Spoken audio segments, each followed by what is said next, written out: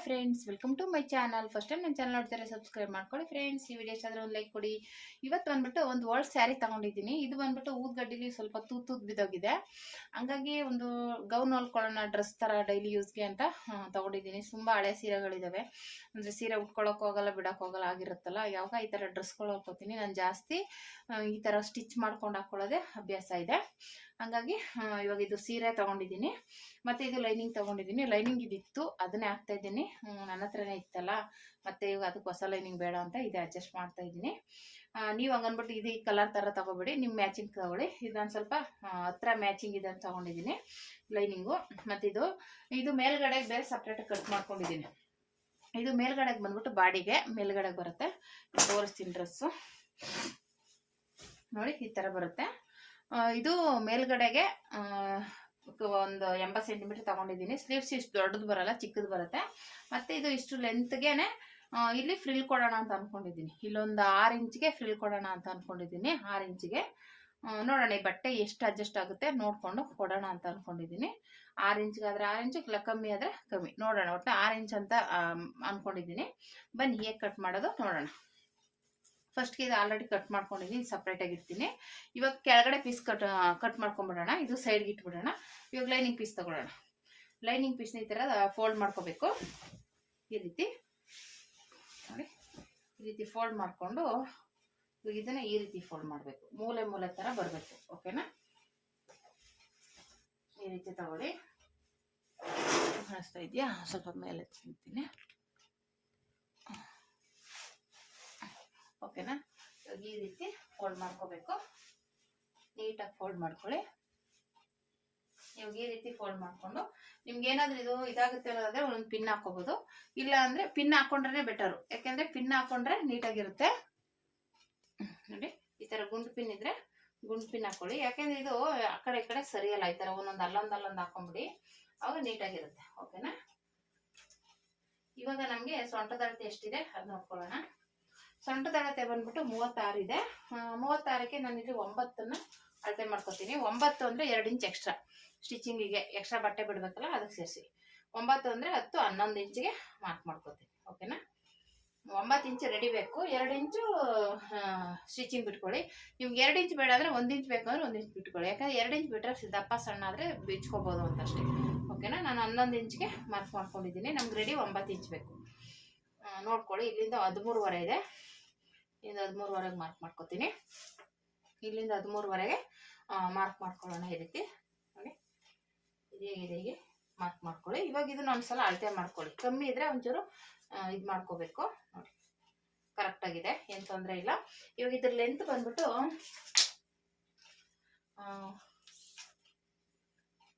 ಉದ್ದ ಬಂದ್ಬಿಟ್ಟು 28 ಇಂಚ್ ಬೇಕು ನಮಗೆ. ಕೆಳಗಡೆ ಫ್ರಿಲ್ಗೆ ಹೋಗುತ್ತಲ್ಲ 6 ಇಂಚು, 28 ಇಂಚ್ ಆದ್ರೆ ಸಾಕು. 28 ಇಂಚು ಅಷ್ಟೇ. 28 ಇಂಚಿಗೆ ಮಾರ್ಕ್ ಮಾಡ್ಕೊತೀನಿ. ಮತ್ತೆ ಈ ಕಡೆಯಿಂದನು ಇಲ್ಲಿಂದ ಇಲ್ಲಿಗೆ 28 ಇಂಚಿಗೆ ಇಲ್ಲಿ ಜಾಯಿಂಟಿಂಗ್ ಬರುತ್ತೆ. ಒಂದು ಪೀಸು ಹಾಗೆ ಇದೆ, ಇನ್ನೊಂದು ಪೀಸ್ ಜಾಯಿಂಟಿಂಗ್ ಬರುತ್ತೆ. ಓಕೆನಾ? ಈಗ 28 ಇಂಚ್ಗೆ ಮಾರ್ಕ್ ಮಾಡ್ಕೊಳ್ಳೋಣ. ಹಿಂಗೆ ಈಗ ಟೇಪ್ನ ಅಲ್ಲಿಂದ ಅಲ್ಲಿಗೆ ತಗೊಂಡು ಈ ರೀತಿ ಮಾರ್ಕ್ ಮಾಡ್ಕೊಳ್ಳಿ. ಇಷ್ಟೇನೆ, ಇಷ್ಟ ಆಯ್ತು. ಈಗ ಕಟ್ ಮಾಡ್ಕೊಳ್ಳೋಣ. ಇಲ್ಲಿಂದ ಇಲ್ಲಿಗೆ ಜಾಯಿಂಟಿಂಗ್ ಬರುತ್ತೆ. ಈ ಉಳಿದಿರೋ ಪೀಸಲ್ಲಿ ಜಾಯಿಂಟ್ ಮಾಡ್ಕೊಳ್ಳೋಣ. ಇಲ್ಲಿ ಪೀಸ್ ಉಳಿದಿದೆಯಲ್ಲ, ಇಲ್ಲಿಂದ ಇಲ್ಲಿಗೆ ಕಾಣಿಸ್ತಾ ಇದೆಯಾ? ಈಗ ಕಟ್ ಮಾಡ್ಕೊತೀನಿ.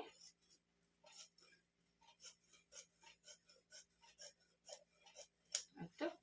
ಇವಾಗ ಇದನ್ನ ನೋಡಿ, ಇಲ್ಲಿ ಆಲ್ರೆಡಿ 28 ಇಂಚ್ಗೆ ಮಾರ್ಕ್ ಮಾಡಿದ್ದೀನಿ. 28 ಇಂಚ್ ತಗೊಂಡಿದ್ದೀನಿ. ಕೆಳಗಡೆ ಒಂದು 6 ಇಂಚ್ಗೆ ಫ್ರಿಲ್ ಬರುತ್ತೆ. ಓಕೆನಾ? ಇದನ್ನ ಹಿಂಗೆ ಕಟ್ ಮಾಡ್ಕೊಂಡ್ಬಿಡೋಣ.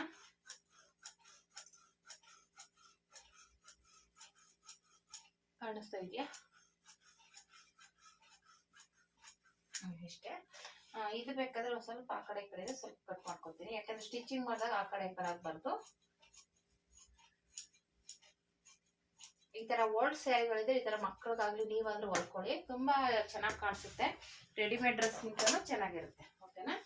ನಾನಂತೂ ವೇಸ್ಟ್ ಅಂತೂ ಮಾಡ್ಕೊಳ್ಳಲ್ಲ, ಯಾವಾಗಲೂ ಇದೇ ರೀತಿನೇ ಹೊಲ್ಕೊಳ್ಳೋದು. ಇವಾಗ ಇದನ್ನ ಈ ರೀತಿ ಇಟ್ಕೊಂಡು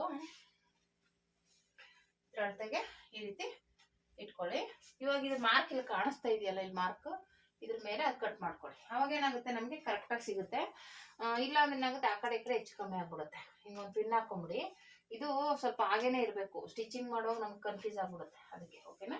ಈಗ ಇಟ್ಕೊಂಡು ಇಲ್ಲಿಂದ ಸ್ವಲ್ಪ ಕೆಳಗಡೆ ಬಿಟ್ಟು ಬೇಕಂದ್ರೆ ಕಟ್ ಮಾಡ್ಕೊಳ್ಳಿ. ನಾವು ಸ್ಟಿಚಿಂಗ್ ಆದ್ಮೇಲೆ ಬೇಕಾದ್ರೆ ತೆಗೆದುಕೊಳ್ಬೋದು. ಓಕೆನಾ? ಕಮ್ಮಿ ಆಗಬಾರ್ದು, ಜಾಸ್ತಿ ಇದ್ರೂ ಪರವಾಗಿಲ್ಲ, ಕಮ್ಮಿ ಆಗಬಾರ್ದು ಬಟ್ಟೆ. ಓಕೆನಾ? ಇಷ್ಟು ಆಯ್ತು. ಈ ಸೈಡ್ಗೆ ಇಟ್ಬಿಡೋಣ. ಇವಾಗ ಇದು ರೆಡಿ ಆಯ್ತು. ಇವಾಗ ಇದು ಸೈಡ್ಗೆ ಇಡ್ತೀನಿ. ಇವಾಗ ಇದು ಸೀರೆನ ಫೋಲ್ಡ್ ಮಾಡ್ಕೊಳ್ಳೋಣ. ಅದು ನಮ್ಗೆ ಇದು ಎಷ್ಟು ಉದ್ದ ಬೇಕು ತಗೊಂಡ್ಬಿಟ್ಟು ಉಳಿದದನ್ನ ನಾವು ಫ್ರಿಲ್ಗೆ ಅಡ್ಜಸ್ಟ್ ಮಾಡೋಣ. ಓಕೆನಾ? ಇವಾಗ ಈ ರೀತಿ ನೀಟಾಗಿ ಈ ರೀತಿ ಫೋಲ್ಡ್ ಮಾಡ್ಕೊಳ್ಳಿ. ಆಲ್ರೆಡಿ ನಾನು ಈ ಥರದ್ದು ತುಂಬ ಡ್ರೆಸ್ಗಳು ಹೊಲ್ದಿದ್ದೀನಿ, ಚೆನ್ನಾಗಿ ಕಾಣಿಸುತ್ತೆ. ನಂಗೆ ಅದಕ್ಕೆ ತುಂಬ ಇಷ್ಟ ಆ ಥರ ಫ್ರಿಲ್ಲು ಕೆಳಗಡೆ ಇಟ್ಟು ಹೊಲ್ಕೊಳ್ಳೋಕ್ಕೆ. ಈ ರೀತಿ ತಗೊಂಡು ಇದನ್ನು ಈ ರೀತಿ ಫೋಲ್ಡ್ ಮಾಡ್ಕೊಳ್ಳಿ. ಓಕೆನಾ? ಸೇಮ್ ಅದೇ ಥರನೇ ಇವಾಗ ಡ್ರೆಸ್ ತೋರಿಸೋದ್ನಲ್ಲ, ಲೈನಿಂಗ್ ಬಟ್ಟೆ ತೋರಿಸೋದ್ನಲ್ಲ ಅದೇ ಥರ ಈ ರೀತಿ ಇದನ್ನು ಹಂಗೆ ಸೇಮ್ ಫೋಲ್ಡ್ ಮಾಡ್ಕೊಳ್ಳಿ ನೀಟಾಗಿ. ಇದು ಫ್ರಿಲ್ ಕೊಡೋಕ್ಕಾಗುತ್ತೆ, ಇದು ಎಕ್ಸ್ಟ್ರಾ ಬಟ್ಟೆ ಉಳಿದಿದ್ದು ಫ್ರಿಲ್ಗಾಗುತ್ತೆ, ತೊಂದರೆ ಏನಿಲ್ಲ. ಇದು ಸ್ವಲ್ಪ ಸರಿ ಮಾಡ್ಕೊಳ್ಳಿ. ನೋಡಿ ಇಲ್ಲೆಲ್ಲ ಊದ್ಗಟ್ಟಿಲಿ ತೂತ್ ಬಿದ್ದಿದೆ, ಅದಕ್ಕೋಸ್ಕರನೇ ಇದನ್ನ ಇದು ಮಾಡ್ತಾ ಇರೋದು, ಸ್ಟಿಚಿಂಗ್ ಇದು ಡ್ರೆಸ್ ಹೊಲ್ಕೋತಾ ಇರೋದು. ಇವಾಗ ಇದನ್ನ ನೀಟಾಗಿ ಈ ರೀತಿ ಇಲ್ಲಿಗೆ ತಗೊಳ್ಳೋಣ. ಓಕೆನಾ? ಸರಿ ಮಾಡ್ಕೊಳ್ಳೋಣ. ಈ ರೀತಿ ಒಂದು ಲೆವೆಲ್ ಮಾಡ್ಕೊ, ಒಂದು ಸಮ ಬರಬೇಕು. ಓಕೆನಾ? ಈ ರೀತಿ ಸರಿ ಮಾಡ್ಕೊಳ್ಳಿ. ಅದು ಸ್ವಲ್ಪ ಆ ಕಡೆ ಈ ಕಡೆ ಆಗುತ್ತೆ, ನೀಟಾಗಿ ಸರಿ ಮಾಡ್ಕೊಳ್ಳಿ. ಓಕೆನಾ?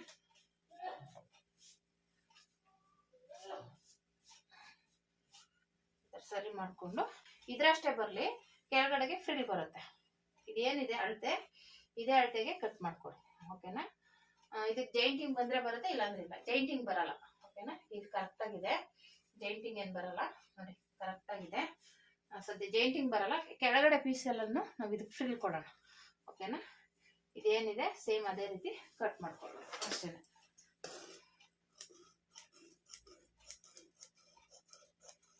ನೀವು ಬೇಕು ಅಂದ್ರೆ ಇದಕ್ಕೊಂದು ಪಿನ್ ಹಾಕೊಳ್ಳಿ. ಇದೇನಿಲ್ಲ, ಇನ್ನು ಕಟ್ಟಿಂಗ್ ಸ್ಟಿಚ್ ಮಾಡ್ಕೊಳ್ಳೋದು ಅಷ್ಟೇನೆ, ಈಸಿಯಾಗಿ ಆಗ್ಬಿಡುತ್ತೆ. ನೋಡಿ ಇದಕ್ಕೆ ಜೈಂಟಿಂಗು ಬರಲ್ಲ, ಲೈನಿಂಗ್ ಬರುತ್ತೆ, ಇದಕ್ಕೆ ಜೈಂಟಿಂಗ್ ಬರಲ್ಲ. ಓಕೆನಾ? ಇಲ್ಲೊಂದು ಹಾಕೋತೀನಿ.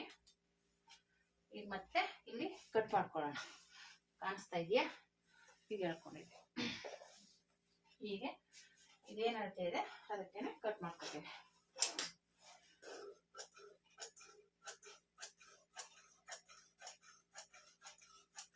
ಇಲ್ಲಿಗೇನು ಜೈಂಟಿಂಗ್ ಇಲ್ಲ ಸದ್ಯ. ಇವು ಕೆಳಗಡೆಗೆ ನಾವು ನಾನು ಹೇಳ್ದಂಗೆ ಇದು ಕೊಡೋಣ, ಫ್ರಿಲ್ಗೆ ಕಟ್ ಮಾಡ್ಕೋಬೇಕು. ಓಕೆನಾ? ಇದು ತೆಗೆದುಬಿಟ್ಟು ಫೋಲ್ಡ್ ಮಾಡಿ ಇಟ್ಬಿಡೋಣ. ಇದಿಷ್ಟೇನೆ, ಇದೇನಿಲ್ಲ, ಆರಾಮಾಗಿ ಇವಾಗ ಸ್ಟಿಚ್ ಮಾಡ್ಕೋಬೋದು, ಕಷ್ಟ ಏನಾಗಲ್ಲ. ಸೈಡ್ಗೆ ಇಟ್ಬಿಡೋಣ. ಇವಾಗ ಇಲ್ಲಿಂದ 7 ಇಂಚಿಗೆ ಮಾರ್ಕ್ ಮಾಡ್ಕೊಳ್ಳೋಣ. ನಾನು ಹೇಳಿದ್ನಲ್ಲ ಫ್ರಿಲ್ಗೆ. ನೋಡಿ ಇಲ್ಲೆಲ್ಲ ತೂತು ಬಿದ್ದುಬಿಟ್ಟಿದೆ, ಊದ್ಗಡ್ಡಿದೇನೋ ಬಿದ್ದು ಹಂಗಾಗಿರೋದು. ಓಕೆ, ಇವಾಗ ಇದನ್ನ 7 ಇಂಚಿಗೆ ಮಾರ್ಕ್ ಮಾಡ್ಕೋತೀನಿ.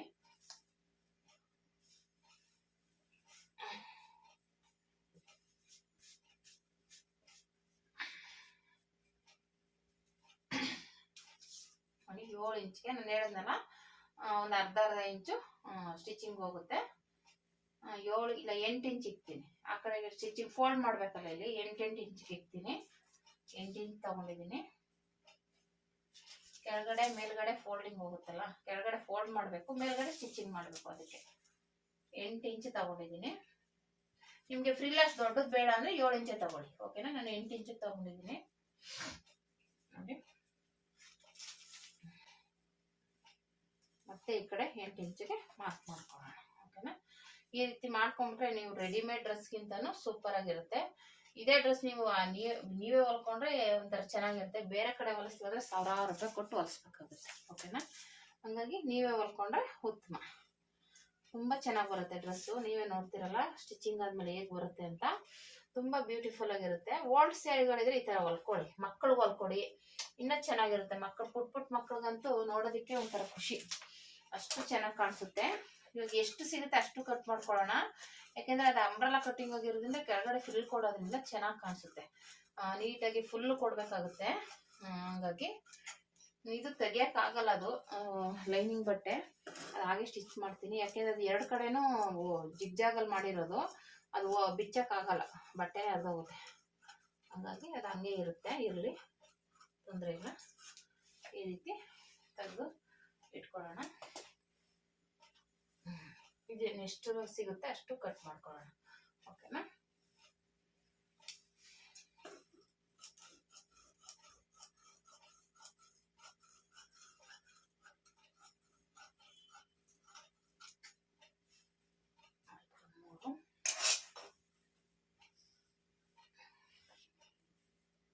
ಮತ್ತೆ ಇನ್ನೊಂದು ಕಟ್ ಮಾಡ್ಕೊತೀನಿ ಸಾಕು. 7 ಇಂಚ್ಗೆ 8 ಇಂಚ್ಗೆ ಸಾರಿ 8 ಇಂಚ್ಗೆ ಮಾರ್ಕ್ ಮಾಡ್ಕೊತೀನಿ. ಉಳಿದಿದ್ದ ಪೀಸ್ ಆಗಿರಲಿ, ಅದು ಇನ್ನೊಂದು ಸ್ವಲ್ಪ ಮೇಲ್ಗಡೆ ಡಿಸೈನ್ ಬೇಕು, ಹಂಗಾಗಿ ಅದು ಸಾಕು.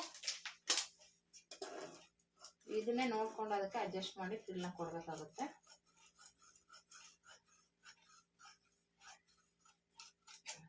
ಇದು ಫ್ರಂಟ್ ಮೇಲ್ಗಡೆ ಬಾಡಿ ಕಟ್ ಮಾಡ್ಕೊಳ್ಳೋಣ.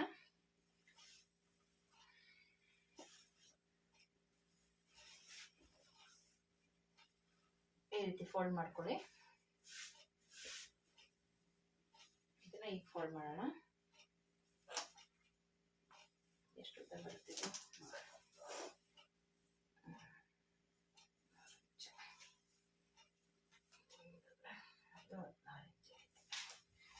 ಇದು ಸ್ವಲ್ಪ ಉದ್ದ ಬೇಕು ನಮಗೆ. ಏನು ಮಾಡ್ತೀನಿ, 17 ಇಂಚ್ ಬೇಕು. ರೆಡಿ 17 ಇಂಚು ಇಲ್ಲ 17 ಇಂಚ್ಗೆ ಮಾರ್ಕ್ ಮಾಡ್ಕೊತೀನಿ. ಅದು ಇಷ್ಟು ಬರುತ್ತೆ. ಇವಾಗ ಇದನ್ನ ಹಿಂಗೆ ಫೋಲ್ಡ್ ಮಾಡ್ಕೊತೀನಿ. ಇಲ್ಲಿಗೆ ಕಮ್ಮಿ ಬಂದಿದ್ದಕ್ಕೆ ಇಲ್ಲಿ ಜಾಯಿಂಟ್ ಮಾಡ್ಕೊಳ್ಳೋಣ.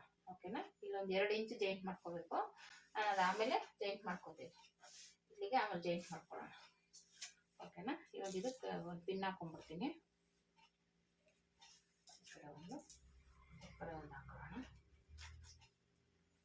ಪಿನ್ ಹಾಕೊಳ್ಳೋದ್ರಿಂದ ನೋಡಿ ಆ ಕಡೆ ಈ ಕಡೆ ಸರಿಯಲ್ಲ, ನೀಟಾಗಿ ಫಿನಿಶಿಂಗ್ ಇರುತ್ತೆ. ಓಕೆನಾ? ಇವಾಗ ಈ ರೀತಿ ಆದ್ಮೇಲೆ ಇವಾಗ ಇದ್ರ ಮೆಜರ್ಮೆಂಟ್ ತಗೋಣ. ಮಾಮೂಲಿ ಇದು ಡ್ರೆಸ್ ಆಗಿರೋದ್ರಿಂದ 2.5 ಇಂಚ್ ತಗೋತೀನಿ. ಎದೆ ಸುತ್ತಳತೆ ಬಂದ್ಬಿಟ್ಟು ಎಷ್ಟಿದೆ, ಸ್ವಲ್ಪ ಚೆಕ್ ಮಾಡ್ಬಿಡ್ತೀನಿ. 10.5 ಏನೋ ಬರುತ್ತೆ. 10.5ನಾ? ಇಲ್ಲೇ ಇದೆ ಡ್ರೆಸ್ಸು, ಚೆಕ್ ಮಾಡ್ತೀನಿ.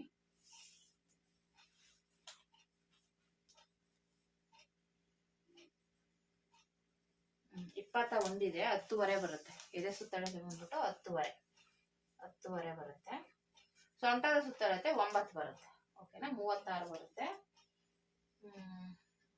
18 36 9 ಇಂಚ್ ಬರುತ್ತೆ. ಓಕೆನಾ?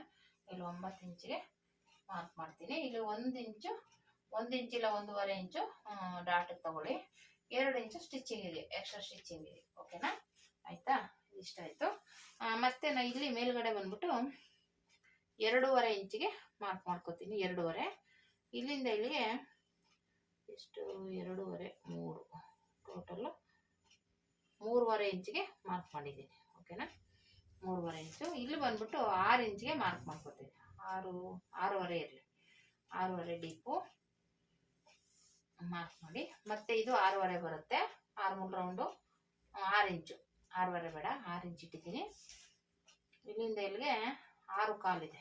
6 ಕಾಲ್ಗೆ ಮಾರ್ಕ್ ಮಾಡ್ಕೊಳ್ಳೋಣ. ಇದು 6 ಕಾಲಿದೆ. 6 ರೌಂಡ್. ಇದು ನೆಕ್ ಬಿಡ್ತು 6 ಕಾಲು. ಇದು 6 ತಗೊಂಡಿದ್ದೀನಿ. 6 ಇಂಚು,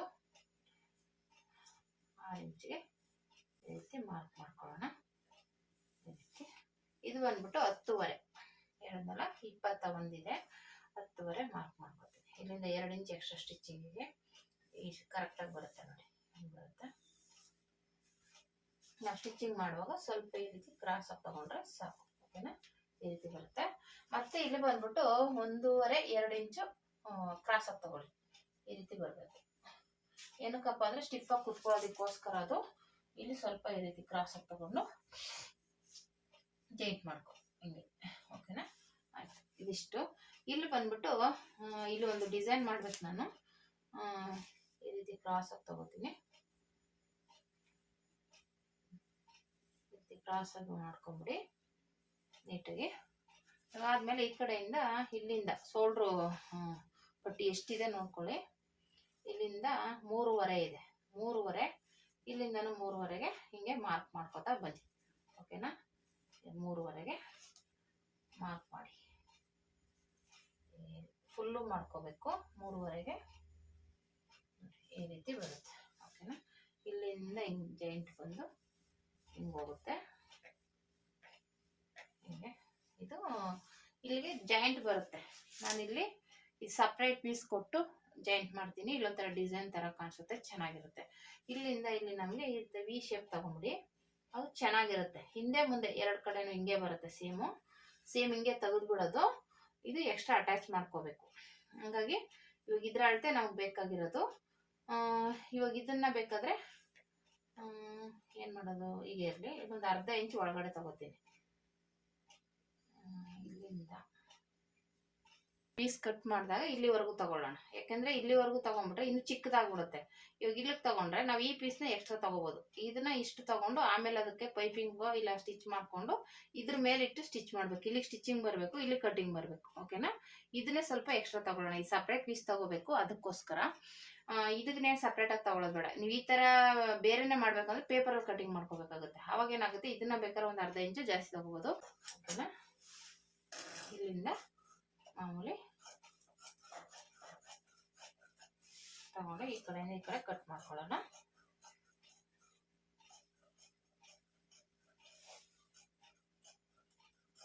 ಈ ಶೋಲ್ಡರ್ ಜಾಯಿಂಟ್ ನ ತೆಗಿಬಾರ್ದು, ಹಾಗೆ ಇರಲಿ. ಹೀಗೆ ಇರಬೇಕು, ಅದೇನು ತೆಗಿಯಕ್ಕೆ ಹೋಗ್ಬಾರ್ದು. ಇದು ಮಧ್ಯ ಅಂತ ಅಷ್ಟೇನೆ ಹಾಕೊಳ್ಳೋಣ. ಇಲ್ಲಿ ಇರಲಿ. ಇದಕ್ಕೆ ಶೇಪ್ ಗಿಪ್ ಏನು ತೆಗಿಯೋದು ಬೇಡ, ಹಾಗೆ ಇರಲಿ. ಓಕೆನಾ, ಇವಾಗ ಇದು ಸೇಮ್ ಹಿಂದೆ ಮುಂದೆ 2 ಕಡೆನೂ ಒಂದೇ ತರ ಬರುತ್ತೆ. ಓಕೆನಾ, ಇವಾಗ ಏನು ಇಲ್ಲ. ಇವಾಗ ಇದನ್ನ ಹೀಗೆ ಇಟ್ಕೊಳ್ಳಿ, ಇದನ್ನ ಮಾತ್ರ ತೆಗಿತೀನಿ. ಓಕೆನಾ, ಇವಾಗ ಇದನ್ನ ಎಕ್ಸ್ಟ್ರಾ ಪೀಸ್ ತಗೊಂಡಾಗ ಇಲ್ಲಿ ಒಂದು ಅರ್ಧ ಇಂಚು ಎಕ್ಸ್ಟ್ರಾ ತಗೋಬೇಕು, ಸರಿ ಹೋಗುತ್ತೆ. ಅವಾಗ ನಮ್ಗೆ ಇದನ್ನ ಎಕ್ಸ್ಟ್ರಾ ತಗೊಳ್ಳೋದು ಬೇಡ, ಇದನ್ನ ಎಕ್ಸ್ಟ್ರಾ ತಗೋತೀವಲ್ಲ ಅಂದ್ಬಿಟ್ಟು ನಾನು ಈ ರೀತಿ ಮಾಡಿದ್ದೀನಿ.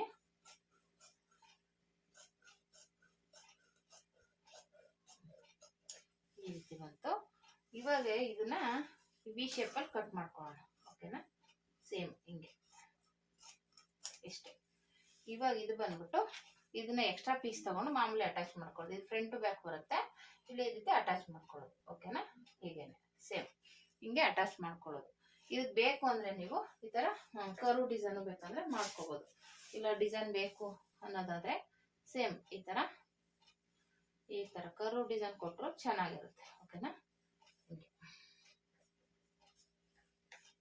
ನೋಡೋಣ. ಈ ತರ ಕರ್ವ್ ಡಿಸೈನ್ ಕೊಟ್ರೆ ಚೆನ್ನಾಗಿರುತ್ತೆ. ಬೇಕು ಅಂದ್ರೆ ನೀವು ಡಿಸೈನ್ ಮಾಡ್ಕೋಬಹುದು. ಈ ತರ ಚೆನ್ನಾಗಿ ಕಾಣಿಸುತ್ತೆ. ಅದು ಕರ್ವ್ ಡಿಸೈನ್ ಕೊಟ್ರೆ ಸಖತ್ತಾಗಿರುತ್ತೆ. ನೋಡೋಣ, ಇವಾಗ ಎಕ್ಸ್ಟ್ರಾ ಪೀಸ್ ಎಲ್ಲ ಆದ್ರೆ ಬೇಕಾದ್ರೆ ಕ್ಯಾನ್ವಾಸ್ ಕಟ್ ಮಾಡ್ಕೊಂಡು ಆ ತರ ಮಾಡೋದು. ಓಕೆನಾ, ಇದು ಜಾಯಿಂಟಿಂಗ್ ಹೀಗೆ ಇರುತ್ತೆ, ಸಪ್ರೇಟ್ ತೆಗಿಯಂಗಿಲ್ಲ. ಇವಾಗ ಇದಕ್ಕಿಂತ ಸ್ವಲ್ಪ ದೊಡ್ಡದು ಕಟ್ ಮಾಡ್ಕೊಂಡು ಡೈರೆಕ್ಟ್ ಆಗಿ ಇದಕ್ಕೆ ಅಟ್ಯಾಚ್ ಮಾಡೋದು ಅಷ್ಟೇನೆ. ಇನ್ನು ಸಪ್ರೇಟ್ ಆಗಿ ಏನು ತಗೊಳಲ್ಲ, ಇದಕ್ಕೆ ಜಾಯಿಂಟ್ ಮಾಡ್ಕೋಬೇಕು. ಇದಿಷ್ಟೇನೆ. ಇದು ಈ ಪೀಸಲ್ಲಿ ಇದಕ್ಕೆ ಸ್ವಲ್ಪ ಜಾಯಿಂಟ್ ಮಾಡ್ಕೊಳ್ಳೋಣ. ಸಾಕಾಗುತ್ತೆ ಇದು.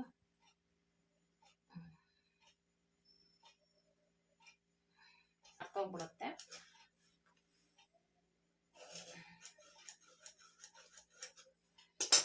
ಜಾಯಿಂಟ್ ಮಾಡ್ಕೊಂಡ್ರೆ ಆಯ್ತು. ನೋಡಿ ಫ್ರೆಂಡ್ಸ್, ಇವತ್ತು ಇದೇ ಅಳ್ತಾ ಇದೆಯಲ್ಲ, ಇದಕ್ಕಿಂತ 1 ಇಂಚ್ ತಗೊಂಡಿದ್ದೀನಿ. ಇಲ್ಲಿ ಬಂದ್ಬಿಟ್ಟು ನಾನು 2.5 ಇಂಚ್ಗೆ ಅವನನ್ನು ಮಾರ್ಕ್ ಮಾಡ್ಕೋತೀನಿ. 2.5 ಇಂಚ್ಗೆ ನಾನು ಮಾರ್ಕ್ ಮಾಡ್ಕೋತೀನಿ.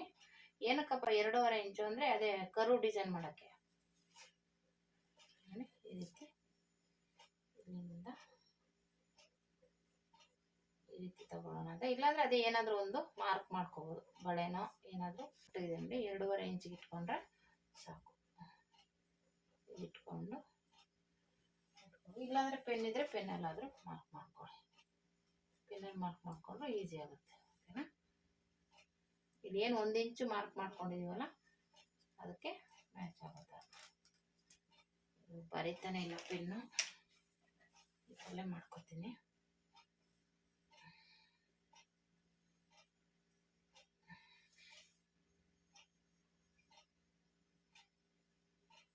ಇದು ಸುಮ್ಮನೆ ತೋರಿಸ್ತಾ ಇದ್ದೀನಿ. ನೀವು ಇದನ್ನ ಕ್ಯಾನ್ವಸ್ ಮೇಲೆ ಮಾಡ್ಕೋಬೇಕಾಗುತ್ತೆ. ಇಷ್ಟು ಇದೇ ಥರ ಸುಮ್ಮನೆ ಡಿಸೈನ್ ತೋರಿಸ್ತಾ ಇದ್ದೀನಿ, ಹಿಂಗೆ ಬರುತ್ತೆ ಅಂತ. ನಮ್ಮದೇ ಅಲ್ವಾ. ಇದು ಬಂದ್ಬಿಟ್ಟು ಹಿಂದೆ ಮುಂದೆ, ಇದು ಹಿಂದೆ ಮುಂದೆಗೆ ಬರುತ್ತೆ. ಓಕೆನಾ, ಇಷ್ಟು ಈ ಥರ ಇರಲಿ. ಇವಾಗ ಇದನ್ನ ಇದನ್ನ ಮಾರ್ಕ್ ಆಗೇ ಇರುತ್ತೆ. ಇಲ್ಲಾಂದರೆ ಕ್ಯಾನ್ವಾಸ್ ಇಟ್ಕೊಂಡು ಮಾರ್ಕ್ ಮಾಡ್ಕೋಬೋದು. ಸುಮ್ಮನೆ ಕಟ್ ಮಾಡಿಕೊಂಡು ಕ್ಯಾನ್ವಾಸ್ ಇಟ್ಕೊಂಡು ಸ್ಟಿಚ್ ಮಾಡಿ. ಇದು ಕರೆಕ್ಟಾಗಿ ಇಷ್ಟೇ ಇರಬೇಕು, ಜಾಸ್ತಿ ಬೇಡ. ಇದು ಕರೆಕ್ಟ್ ಮೆಜರ್ಮೆಂಟು. ಇದು ಮಧ್ಯ, ಈ ಕಡೆ ಮತ್ತೆ ಹಿಂಗೆ ಬರುತ್ತೆ. ಈ ರೀತಿ ಸುಮ್ಮನೆ ಮಾರ್ಕ್ ತೋರಿಸ್ತಾ ಇದ್ದೀನಿ. ಇವಾಗ ಇದನ್ನು ಕಟ್ ಮಾಡ್ಕೊತೀನಿ. ಓಕೆನಾ? ಈ ಕಡೆಯಿಂದ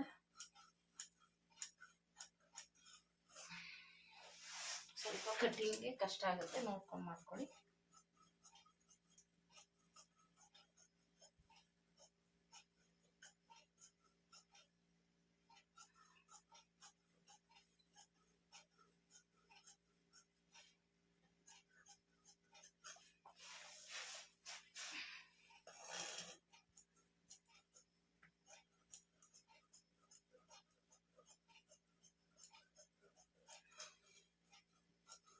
ಎಕ್ಸ್ಟ್ರಾ 1 ಇಂಚ್ ಬಿಟ್ಟು ಕಟ್ ಮಾಡಿದೀವಲ್ಲ, ಅಷ್ಟಕ್ಕೆ ಕಟ್ ಮಾಡ್ಕೊಳ್ಳೋಣ. ಓಕೆನಾ? ಅದು ಹಾಗೆ ಇರಲಿ, ಇನ್ನೇನು ಚೇಂಜ್ ಮಾಡೋದು ಬೇಡ. ಮಾರ್ಕು ಹಾಗೆ ಇರುತ್ತೆ. ಇದು ಮಾತ್ರ ಎಕ್ಸ್ಟ್ರಾ ಬಟ್ಟೆ ತೆಗೆದುಬಿಡೋಣ. ನಾವು ಕ್ಯಾನ್ವಾಸ್ ಇಟ್ಕೊಂಡು ಸ್ಟಿಚ್ ಮಾಡಿದಾಗ ಇದು ಹೆಚ್ಚು ಕಮ್ಮಿ ಆಗುತ್ತೆ. ಓಕೆನಾ?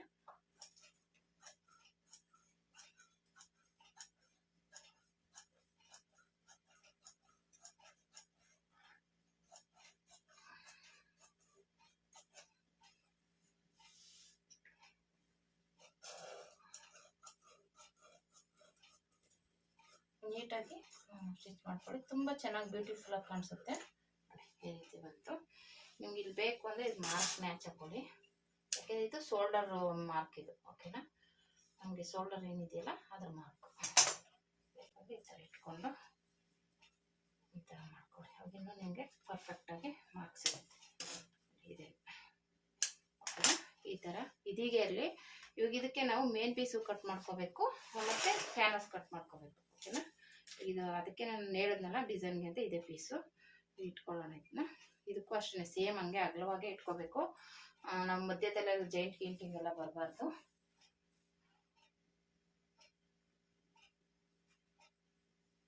ಹೇಗಿದೆ ಹೀಗೇನೆ ಇಟ್ಕೊಳ್ಳೋಣ.